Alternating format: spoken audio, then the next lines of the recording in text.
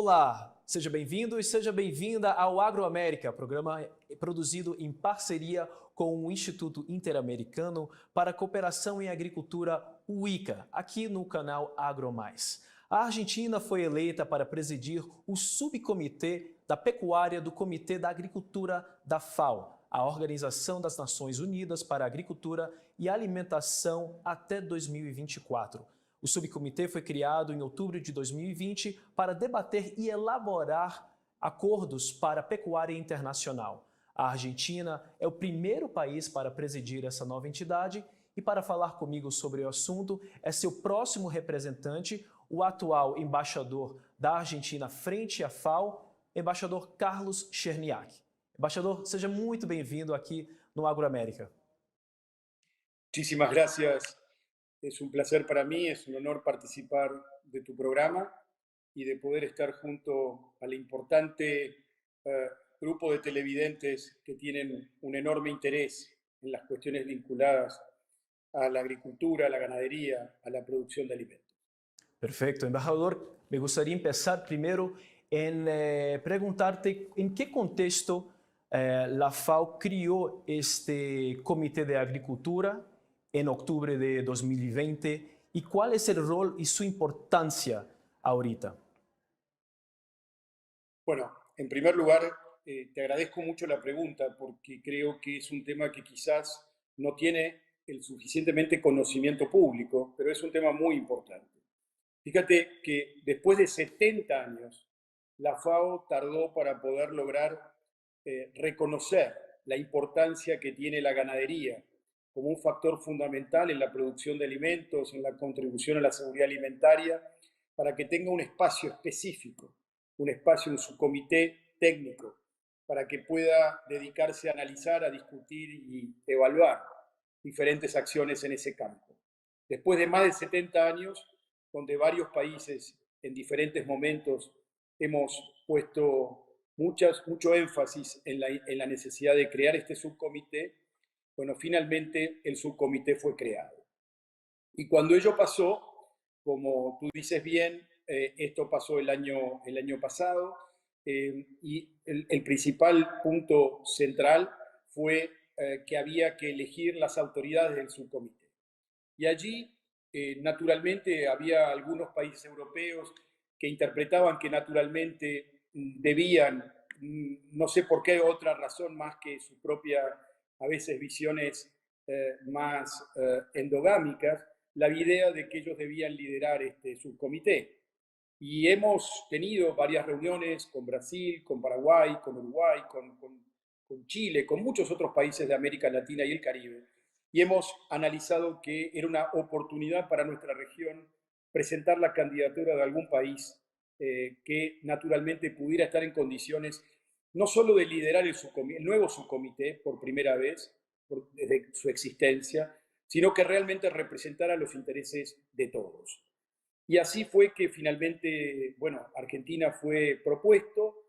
Me tocó a mí como representante permanente ser y presentarme en representación de la región. En ese buró donde había un representante por cada región del mundo que está identificada en la FAO, se estableció las reglas para elegir el presidente. Europa planteó que no podía hacer un acuerdo y que debía ir a una elección. El candidato fue de Irlanda y finalmente mi candidatura en representación de América Latina y el Caribe venció ampliamente en una elección de todos los miembros al candidato de Irlanda. Fueron 79 votos a 32, con voto en presencia en el marco de la FAO, y a partir de allí nosotros conducimos el subcomité. Segundo, otra cosa importante, que desde el primer momento entendimos que era tan importante el desafío, que era importante tener a todos adentro, y lo primero que fuimos a buscar es al candidato de Irlanda para que pueda ser el vicepresidente del subcomité y con eso tener construida una plataforma de consenso global para poder defender sobre todo los intereses de la producción ganadera en todos sus sectores. Y allí, obviamente, empieza la discusión sobre cómo cambiar la narrativa global que se ha impuesto en los últimos años muy en contra que ya había una narrativa muy crítica sobre la agricultura en general, pero había y hay y existe una narrativa muy negativa sobre la ganadería,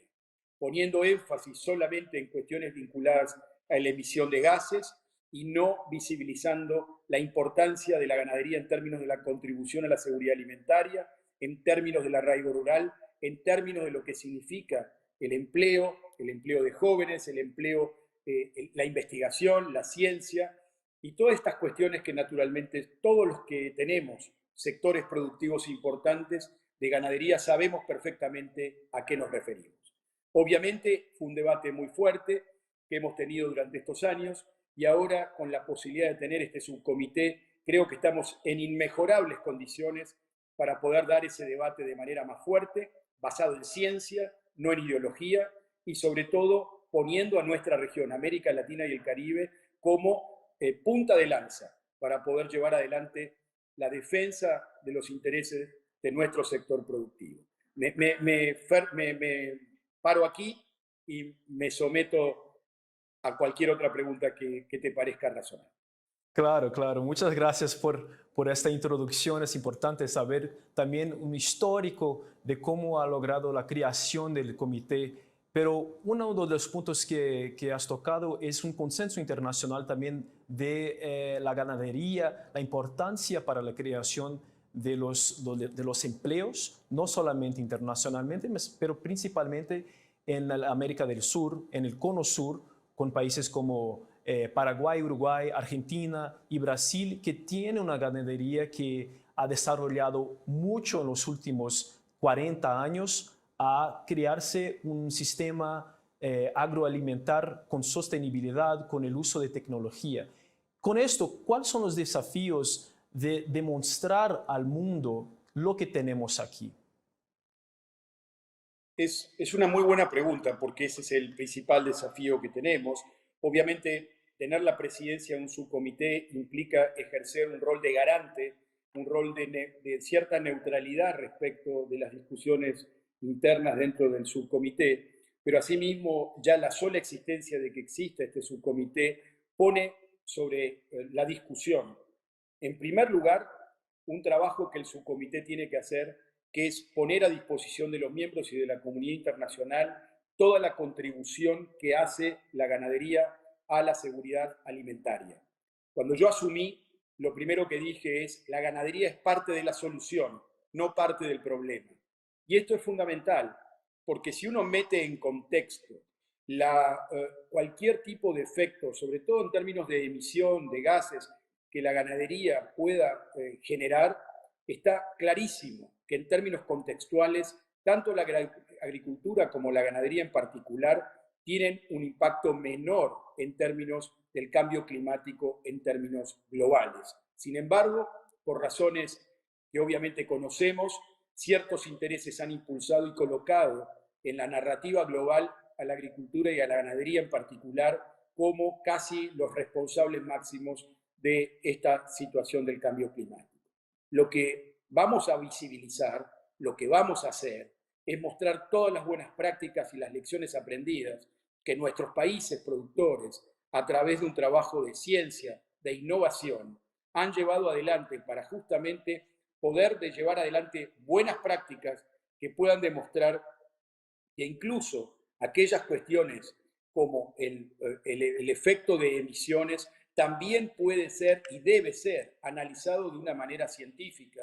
pensando y analizando de una manera holística cuáles son no solamente las emisiones, sino cómo se captan, cómo se capturan también esos gases, cuáles son las prácticas más innovadoras, cómo de alguna manera podemos demostrar claramente que nuestra región puede ser líder absoluto en llevar adelante esta discusión y estos debates. Lo que es interesante, que a medida que nosotros levantamos la voz, empiezan a aparecer países de diferentes regiones del mundo que empiezan a pedirnos que, por favor, visibilicemos nuestras prácticas para poder desarrollar cooperación con ellos, transferirles capacidades y conocimientos. Y esto significa que ya no es solo la idea de pensar a la cooperación norte-sur, sino que ahí hay una gran plataforma de trabajo para el desarrollo de la cooperación sur-sur y triangular. Hay mucha demanda de nuestros conocimientos, de nuestra experiencia, de esta sinergia público-privada que se ha dado sobre todo en el cono sur de América y que creo que puede ser un punto central de plataforma de trabajo en los próximos tiempos. Perfecto, perfecto. Es importante destacar que institutos científicos de pesquisa agropecuaria como el INTA en Argentina y el Embrapa en Brasil son líderes también en la, vamos a decir, la cooperación y la exportación de tecnología para justamente ampliar la trazabilidad de la ganadería, la sostenibilidad también de los sistemas agroalimentarios que son vastos por los diferentes biomas que también tenemos en el continente. Me gustaría saber cuál es, obviamente, la importancia en la crisis alimentaria hoy día, pero justamente en el contexto de la guerra en Ucrania, ¿cuál es el impacto en las haciendas internacionales con este conflicto en el este europeo, que tiene sus efectos internacionalmente por justamente la globalización y la interconexión de las economías mundiales? Bueno, es obviamente, yo diría que es la pregunta del millón, es la pregunta que todos nos hacemos hoy, el que vengo, como te mencionaba al inicio de esta entrevista, en el marco de un debate profundo en el Consejo de la FAO, aquí en Roma, y en la cual este tema es el tema crucial, el tema fundamental de la agenda de discusión. Tenemos claro que tenemos un escenario crítico que no es de ahora, es un escenario crítico que claramente se visibilizaba previo al COVID-19 y que con el COVID-19 toda la cuestión vinculada a la crisis primero sanitaria y la necesidad de resolver el problema de las vacunas, lo que estaba escondido detrás de ello eran los efectos económicos sociales que esa propia pandemia iba a producir. Si uno analiza la situación hoy, incluso ya con la guerra del conflicto entre Rusia y Ucrania, lo que tenemos es básicamente una enorme crisis que ya existía, agravada ahora, sobre todo en términos de accesibilidad de alimentos. No es que no hay alimentos suficientes, lo que tenemos es un problema serio de accesibilidad. Y creo que uno de los síntomas claves es el tema del aumento de los precios de los alimentos en general, como todos sabemos. Hay datos que son alarmantes. No sé, estaba mirando en las discusiones de hoy en la FAO el aumento del 300% de los alimentos en el Líbano, pero también en países desarrollados, en países europeos, los aumentos son enormes. En nuestra región todos nosotros los sufrimos. Y además, claramente tienen otro tipo de efectos, porque en algunos casos hay productos que escasean, como sabemos, eso genera inestabilidades en algunas sociedades y provocan crisis económico-sociales más agudas, con flujos migratorios. En fin, todos sabemos que el conflicto entre Rusia y Ucrania se basa desde el punto de vista del impacto en la seguridad alimentaria, a partir que tanto que Rusia más Ucrania representan el 30% del trigo y del maíz exportable y un 63% creo de las semillas de girasol. Y todo eso tiene un impacto absolutamente claro, empieza a haber alguna escasez de productos. El aumento de los precios de los productos energéticos también es un tema fundamental y sabemos que ya había cerca del año 2020 una cifra aproximadamente de hambre en el mundo de 811 millones y que ya después con el COVID hubo un aumento de alrededor de 100 millones más, o sea que estamos arriba de los 900 millones sin que todavía se pueda medir o se esté empezando a medir los efectos del conflicto que recién mencionábamos. Pero yendo directamente al impacto del conflicto para la ganadería y la seguridad alimentaria global,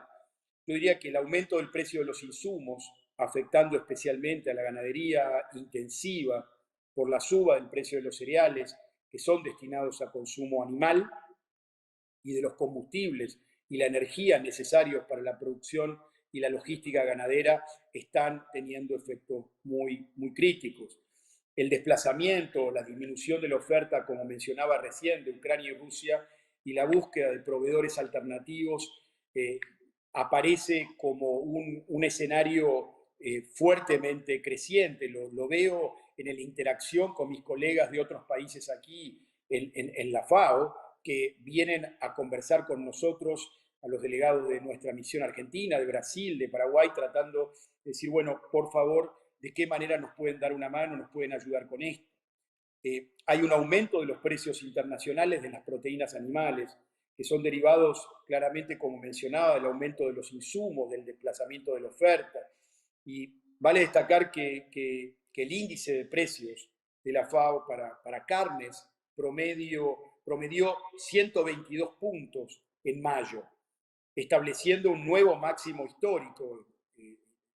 insólito, digamos, pero impulsado por un fuerte aumento de los precios, especialmente en la carne aviar. Después también hay otra dimensión que es la cuestión sanitaria, en la cual es la posible afectación en la capacidad de los países para controlar la carga de enfermedades animales, aumentando el riesgo de proliferación de enfermedades animales y nuevas zoonóticas, en particular la peste porcina africana, incluso dentro de propia Ucrania y en los países vecinos, lo que denominamos técnicamente las enfermedades transfronterizas. Y por otro lado, el aumento de los subsidios, especialmente en el mercado europeo, para ayudar al sector ganadero ante los aumentos de los insumos para la producción. Todos estos factores juntos, frente a los escenarios que ya veníamos atravesando previos y después del COVID, creo que están generando una tormenta perfecta. Y obviamente esto tiene efectos de todo tipo sobre la seguridad alimentaria, aumentando el hambre, aumentando la potencialidad de hambrunas en muchos sectores muy vulnerables, pero también generando ciertas inestabilidades por el aumento de los precios en muchas sociedades, incluso sociedades como las nuestras en el Cono Sur, que son productoras de alimentos. Así que creo que estamos frente a desafíos muy críticos, querido amigo, estamos en un escenario complejo, muy complejo. Por supuesto, por supuesto. Uno de los otros factores que nos han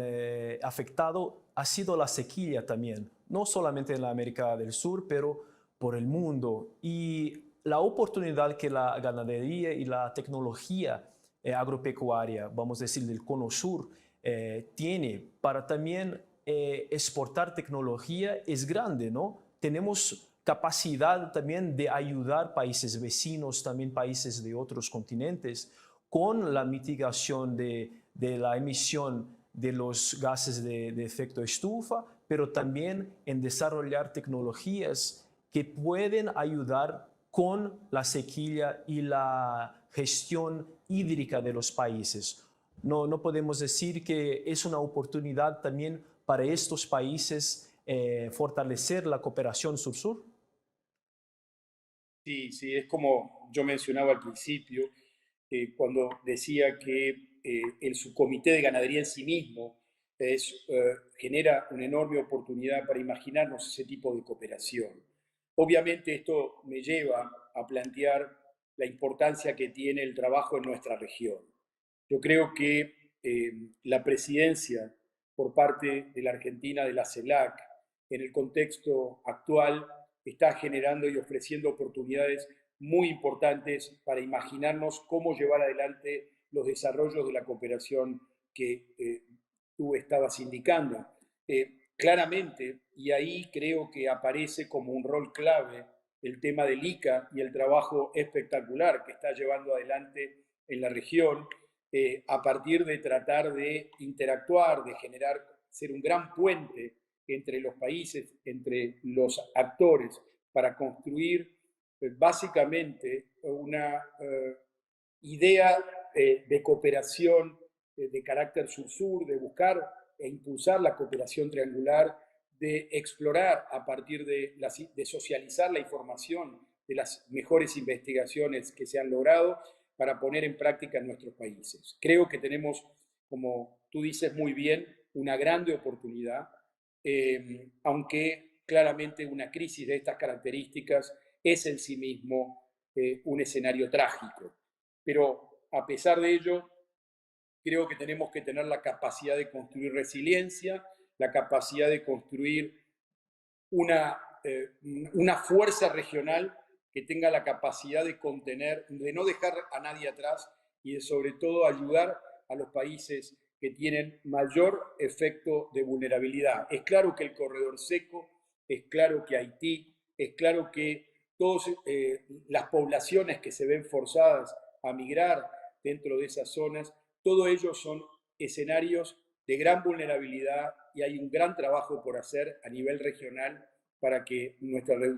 podamos reducir los niveles de inseguridad alimentaria crecientes. Es impresionante el impacto de la inseguridad sobre la seguridad alimentaria que ha tenido el COVID-19 en América Latina y el Caribe. Es una región, como todos sabemos, con enormes asimetrías, más allá de que hay muchos países que son de ingresos medios o ingresos medios altos, si solamente ponemos en consideración una sola variable, que puede ser el ingreso bruto, pero ese no es el único elemento a considerar. Los niveles de pobreza, de distancia entre la pobreza y la riqueza es muy grande en nuestra región, e incluso los logros que se obtienen en términos de seguridad alimentaria muchas veces son muy frágiles, y cualquier situación crítica como las que estamos viviendo, aparte de las consecuencias del cambio climático, no dan la posibilidad de consolidar los avances, sino que nos hacen retroceder más de lo logrado, más de lo avanzado. ¿Sería posible decir que hay una necesidad del enfoque de los gobiernos de la región priorizar la ganadería para también ayudar a la creación de los empleos y también de la reducción del hambre en la región, que también es frecuente, ha crecido en algunos países? Vemos también Chile con una dificultad enorme con los impactos de la sequía. Entonces, ¿cuál es el rol también de la ganadería en los países respectivos, tanto en la ganadería bovina, de la suina y también de los pollos, para poder ayudar a esta situación? Es absolutamente así. Nosotros creo que hay muchos sectores que tienen y han demostrado una capacidad de resiliencia en nuestros países muy importante, que han demostrado que han podido superar a través de la innovación, a través de la investigación, como decían, a través de una sinergia público-privada, han logrado construir eficiencia, productividad y ser importantes generadores de trabajo, de riqueza, de alimentos y también de alimentos para que aportan a la seguridad alimentaria global. Pero también es cierto que hay muchos sectores, sobre todo de pequeña escala, que necesitan imperiosamente tener la posibilidad de hacer procesos de transformación de acuerdo a sus propias características, contextos, capacidades, que permitan ponerse a la altura y tener los efectos virtuosos que implican construir más arraigo rural, más jóvenes, más mujeres, más poblaciones originarias, más poblaciones indígenas, con capacidad de ser parte de un proceso virtuoso productivo y sostenible, pero sostenible en sus tres dimensiones, que son indivisibles: económica, social y ambiental. También debemos decir la verdad, y esto es parte de un debate más global, en la cual tenemos que plantearnos que las consecuencias del cambio climático, que naturalmente son uno de los factores, deben ser consideradas y analizadas en el marco de principios acordados globalmente por todos los países, que tienen que ver con el principio de las responsabilidades comunes pero diferenciadas. Cuando uno analiza cómo el escenario del cambio climático fue generado a partir de cuánto muchos países lograron niveles de desarrollo altísimos, sacrificando gran parte de la biodiversidad y del clima, de las consecuencias climáticas que hoy tenemos, consideramos que es necesario también que esos países asuman la responsabilidad en la cooperación, en la transferencia de tecnología y la responsabilidad financiera para que nuestros países, sobre todo nuestros pequeños productores de la región y de otras regiones, estén en condiciones de poder hacer los procesos de transformación de los que estábamos hablando. No parece ser justo que todos sean tratados de la misma manera. Todos tenemos responsabilidades, pero son distintas. Entonces creo que esto hay que remarcarlo y hay que visibilizarlo. Por otro lado, también es cierto que todavía al día de hoy seguimos reclamando un comercio internacional abierto, sin restricciones, sin medidas pararancelarias, que intentan con esas medidas defender producciones ineficientes y que afectan sobre todo a los productores eficientes de los países en desarrollo. Me parece que un tema clave que no se ha resuelto y que cuando se habla de seguridad alimentaria y de posibilidades de ayudar y fomentar la producción en los países en desarrollo, es clave hablar del comercio internacional. También tenemos que hablar de la innovación. Yo creo que no hay alternativa, que tenemos que avanzar por el lado y el proceso innovador, tratar de saltear etapas que no hemos podido lograr en estos años para poder acercarnos a los objetivos de la Agenda 2030. Y esa innovación no es solamente tecnológica, también es social y debe ser básicamente innovación que no aumente las asimetrías, sino que justamente lo que logre es reducirlas y que haga crecer a todos, que no deje a nadie atrás. Y esto implica también una convocatoria a la inversión inteligente y estratégica, y yo creo que la ganadería en todas sus formas tiene un enorme potencial, creo que esto lo está demostrando los números que he presentado al principio, una gran oportunidad, y creo que hay que convocar a los inversores a trabajar para hacer crecer nuestra región y que sea la gran plataforma proveedora de alimentos del mundo. Y así es. Embajador Carlos Cherniak, muchas gracias. Infelizmente llegamos al final de este programa, solo tenemos 27 minutos, pero seguramente podríamos hablar más. Te agradezco su participación y su tiempo para hablar con nosotros y muchas gracias. Solamente, Gabriel, déjame ¿Sí? concluir diciendo que el trabajo que yo realizo no solamente tiene el respaldo y el trabajo de mis equipos técnicos y de los ministerios de las Relaciones Exteriores y de la Agricultura de la Argentina y de otras agencias, sino que es muy importante la cooperación y el intercambio que tenemos con el ICA. Es realmente clave.